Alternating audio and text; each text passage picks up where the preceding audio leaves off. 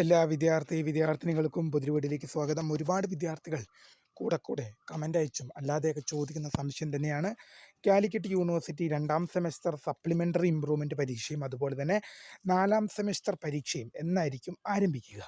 വിദ്യാർത്ഥികൾ ഒരുപാട് പേർ കമൻറ്റ് ചെയ്യുന്നത് കൊണ്ട് തന്നെയാണ് ഇങ്ങനെ വീഡിയോ ചെയ്യുന്നത്. വിശദമായ വാർത്തയിലേക്ക് പോകാം. ആദ്യമായി ടീച്ചർ കാണുന്ന വിദ്യാർത്ഥികളുണ്ടെങ്കിൽ തീർച്ചയായും മറക്കണ്ട സബ്സ്ക്രൈബ് ചെയ്ത് കൂടെ പറയാൻ പ്രത്യേകം ശ്രദ്ധിക്കുക. സബ്സ്ക്രൈബ് ചെയ്യുന്നതിന് നോട്ടിഫിക്കേഷൻ ബെല്ലിലുള്ള ഓപ്ഷൻ എനേബിൾ ചെയ്യുക. ചാനലിലെ വീഡിയോസ് നിങ്ങൾക്ക് ഉപകാരപ്രദമാകുന്നുണ്ട്, തീർച്ചയായും ലൈക്കും കൂടി ചെയ്യുക. അതുപോലെ തന്നെ നിങ്ങളുടെ സുഹൃത്തുക്കളിലേക്ക് ഷെയർ ചെയ്ത് കൊടുക്കാനും കൂടി പ്രത്യേകം ശ്രദ്ധിക്കാം.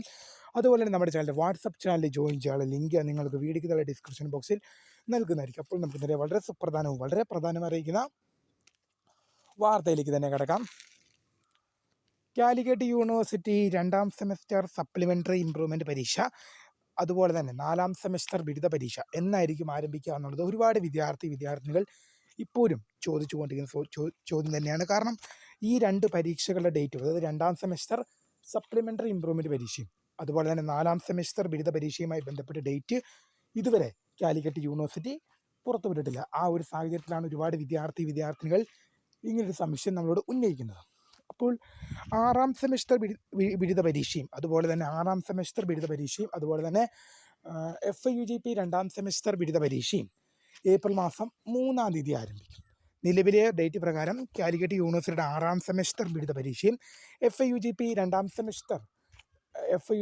സെമസ്റ്റർ ബിരുദ പരീക്ഷയും ഏപ്രിൽ മാസം 3-ന് തന്നെ ആരംഭിക്കും. അപ്പോൾ ഇതുവരെയും ഡേറ്റ് പുറത്തു വരാതിരിക്കുന്നത് 4ാം സെമസ്റ്റർ ബിരുദ പരീക്ഷയുടെ കാര്യത്തിലും അതുപോലെ തന്നെ 2ാം സെമസ്റ്റർ സപ്ലിമെൻ്ററി ഇംപ്രൂവ്മെൻ്റ് പരീക്ഷയുടെ കാര്യത്തിലുമാണ്.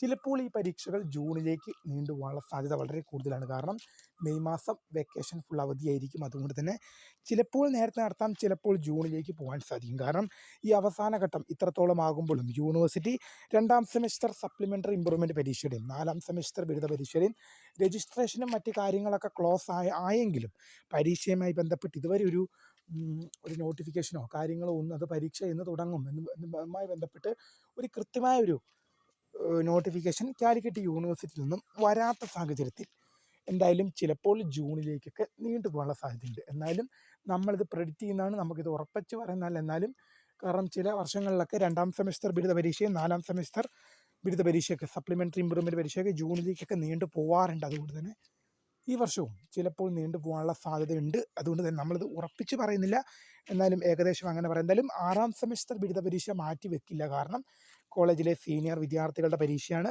കണ്ണൂർ യൂണിവേഴ്സിറ്റി പരീക്ഷ മാർച്ച് 17-ാം തീയതി കണ്ണൂർ യൂണിവേഴ്സിറ്റി തുടങ്ങിക്കഴിഞ്ഞു.